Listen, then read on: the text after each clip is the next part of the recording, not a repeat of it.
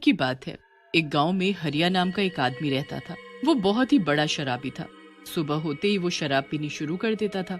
पूरा दिन वो कोई काम धंधा करता नहीं था और बस शराब पीकर यहाँ वहाँ पड़ा रहता था। हरिया की पत्नी मीना बेचारी बहुत ही अच्छी और सीधी औरत थी। वो हरिया की शराब पीने की आदत से बहुत परेशान थी, क्योंकि हरिया ना तो काम करता, ना ही उसे बात करने की तमीज थी। मीना उससे बहुत ही दुखी थी, पर वो करती भी तो क्या। उसका इस दुनिया में हरिया के अलावा कोई था भी तो नहीं। एक दिन की बात है, जब मीना खाना बना रही होती है, पर उसे थोड़ी देर हो जाती है। अरे कहाँ मर गई मीना की बच्ची, इतनी देर से मैं भूखा हूँ। तू क्या मुझे भूखा मारना चाहती है?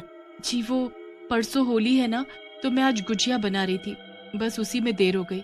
पर मैं बस अभी खाना लेकर आई।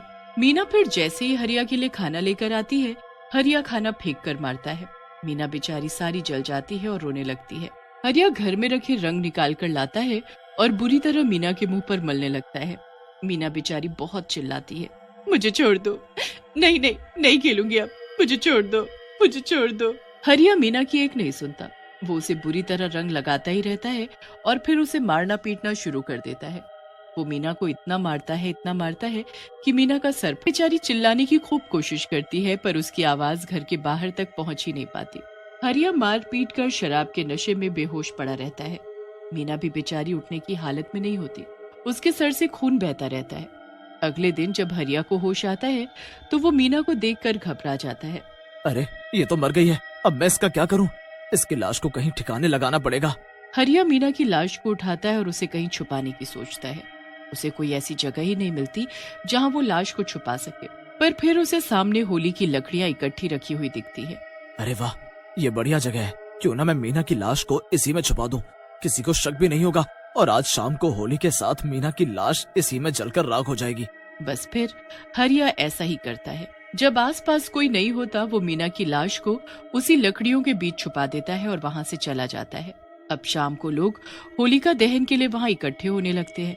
सब बड़े खुश होते हैं। सबके हाथों में जौ और गुलाल होता है। फिर थोड़ी देर में होलिका दहन होता है। किसी को इस बात का जरा भी पता नहीं चलता कि अंदर मीना है। लोग तो अपने मजे से खुशियां मना रहे होते हैं, नाच गा रहे होते हैं। सब एक दूसरे को बधाई दे ही रहे होते हैं कि अंदर मीना का शरीर जलना शुरू हो जाता है। अंदर मीना का शरीर जल रहा होता है और बाहर लोग होली की खुशियां मना रहे होते हैं। जब लोग खूब थक जाते हैं तो फिर अपने अपने घर चले जाते हैं और उनके जाने के बाद होलिका से चुड़ैल निकलती है। मार डाला मुझे और मेरे मरने पर खुशियां मना रहे हो, अब मैं सबको मार डालूंगी, सबको। बस फिर चुड़ैल गुस्से में पागलों की तरह यहाँ से वहाँ गांव में घूमने लगती है। वो एक एक करके सबके घर के बाहर जाती है और खून से उनके घर के बाहर लिख देती है, अगर होली खेली तो मारे जाओगे। पूरी रात चुड़ैल यही करती है। हर एक घर के बाहर ऐसा ही लिख देती है और गांव में बाकी जगह पर भी यही सब लिख देती है। अगली सुबह जब लक्ष्मी भैंसों का चारा डालने के लिए उठती है, तो उसे अपनी दीवार पर बड़ा बड़ा लिखा कुछ दिखता है। वो पढ़कर बड़ी हैरान हो जाती है और पड़ोस से राजू को आवाज देती है। राजू भी उसे पढ़ने लगता है और बताता है कि उसके घर भी यही लिखा हुआ है। राजू और लक्ष्मी बात कर ही रहे होते हैं कि तभी वहाँ से जगिया गुजरता है। अरे क्या तुम्हारी दीवार पर भी यही लिखा है? तुम्हारी मतलब? पूरे गांव में हल्ला हुआ पड़ा है, हर घर के बाहर यही लिखा है, और तो और पूरे गांव में हर जगह खून से यही लिखा हुआ है कि अगर होली खेली तो मारे जाओगे। क्या बेकार की बातें हैं, ये सब किसी का मजाक है और कुछ नहीं। ऐसे कैसे कोई किसी को मार देगा? मैं ये सब नहीं मानता। भाई जो भी हो, मैं तो इन सब से बहुत डरता हूँ। कहीं ये किसी ने जादू टोना तो नहीं किया। मैं तो नहीं खेलूंगा होली, मैं मरना नहीं चाहता। जगिया तो वहाँ से चला जाता है और राजू इस बात पर यकीन ही नहीं करता। गांव में हड़कंप मचा हुआ होता है। कुछ लोग इस बात को गंभीरता से लेते हैं तो कुछ मजाक उड़ाते हैं। जो लोग इस बात का मजाक उड़ा रहे होते हैं, चुड़ैल वहीं खड़ी उन्हें गुस्से से देख रही होती है। अच्छा, तुमको ये मजाक लग रहा है? ऐसा है तो होली खेल कर दिखाओ। जिसने आज होली खेली वो मारा जाएगा। उसके घर होगी फिर खून की होली। सबसे पहले राजू होली खेलनी शुरू करता है। उसने खूब दारू पी रखी होती है और वो अपने घर के आंगन में खूब चिल्ला चिल्ला कर अकेले ही होली खेलने लगता है। होली है भाई, होली है, पुराना मानो होली है। मैं तो खूब होली खेलूंगा भैया। जैसे अगर मुझे मारना हो तो मार कर दिखा दे। अच्छा, इसकी इतनी हिम्मत की होली खेलेगा? दारू पीकर पागलों की तरह होली खेल रहा है। इसको तो मैं अभी बताती हूँ, इसके साथ तो अब मैं होली खेलूंगी। राजू रंग उड़ा उड़ा कर होली खेल ही रहा होता है कि अचानक उसके सामने चुड़ैल आ खड़ी होती है।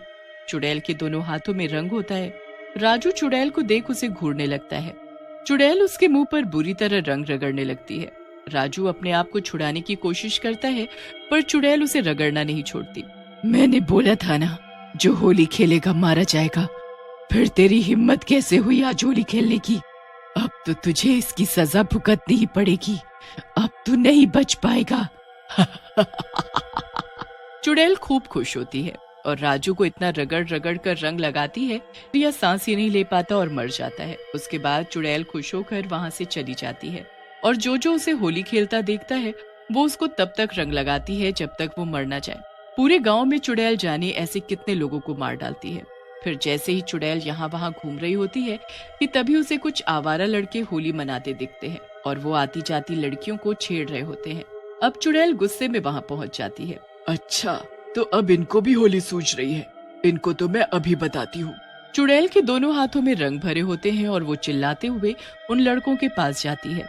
मैंने बोला था ना होली मत खेलो वरना मारे जाओगे, ये जरूर इस चुड़ैल का काम था। हाँ, वो मैंने ही लिखा था, पर तुम लोगों ने मेरी बातों को मजाक में लिया। अब तुम सब के सब मारे जाओगे। वो लड़के भागने की कोशिश करते हैं और चुड़ैल एक झटके से उन्हें जमीन पर पटक देती है। जो भी होली खेलेगा मुझसे बच नहीं पाएगा। तीनों लड़के हाथ जोड़कर चुड़ैल के आगे रोने लगते हैं, पर चुड़ैल उनकी एक नहीं सुनती। वो रंग लेकर तीनों के मुंह पर मलना शुरू कर देते हैं। तीनों लड़कों की हालत बहुत ही बुरी हो जाती है। वो चिल्लाने लगते हैं। धीरे धीरे वहाँ लोगों की भीड़ लगने लगती है। पूरे गांव में हल्ला हो जाता है कि चौक पर चुड़ैल है। सारा गांव वहाँ चुड़ैल को देखने इकट्ठा हो जाता है। चुड़ैल से लोग पूछने लगते हैं कि उसने पूरे गांव में क्यों लिखा और उसे होली से क्या दिक्कत है। मुझे होलिका में जलाकर मार डाला तुम लोगों ने, इस गांव के लोगों ने। अब मैं किसी को नहीं छोड़ूंगी। मैं उसी होलिका में अंदर जख्मी हालत में पड़ी थी। मैं इतना चिल्लाई पर तुम लोगों ने मेरी नहीं सुनी, मुझे जला दिया। हमें जरा भी अंदाजा नहीं था कि अंदर होलिका में कोई है, वरना हम ऐसा क्यों करते। पर तुम्हें उसमें डाला किसने? चुड़ैल ने फिर पूरी कहानी बताई कि कैसे उसके पति ने उसे मारा पीटा और मरा हुआ समझकर होलिका में छुपा दिया। उसके बाद वो गांव छोड़कर भाग गया। उसने सोचा मैं मर गई हूँ, पर मैं मरी नहीं थी। मुझ में सांसें चल रही थी, मैं जिंदा थी। मुझे तो तुम लोगों ने मार डाला। अब मैं तुमको कभी होली नहीं खेलने दूंगी, सबको मार डालूंगी। सच में तुम्हारे साथ बहुत बुरा हुआ है, हमें इस बात का बहुत दुख है। आखिर एक औरत के साथ इतना बुरा हुआ और हम कुछ न कर पाए। पर अब हम क्या करें बताओ? तुम जैसा कहोगी, जो कहोगी हम वैसा करेंगे। नहीं, जो होली मनाएगा उसे मैं मार डालूंगी। इतना कहकर चुड़ैल गायब हो जाती है। अब लोग परेशान हो जाते हैं कि क्या वो कभी होली नहीं खेल पाएंगे। पर फिर एक पंडित उनको उपाय बताता है। इस औरत की मौत इस होलिका में हमारे हाथों हुई है, अब इसको हमें ही मुक्ति दिलानी होगी। इस साल हमें होली नहीं खेलनी चाहिए क्योंकि हमारे गांव में हमारे हाथों एक मासूम औरत की जान गई है। हम खुशियां कैसे मना सकते हैं? पर अगले साल होलिका वाले दिन मैं इसका उपाय करूंगा, फिर सब ठीक हो जाएगा। बस फिर उस दिन कोई होली नहीं खेलता। पर अगले साल पंडित जी पहले उस चुड़ैल की आत्मा की शांति के लिए होलिका के पास बैठकर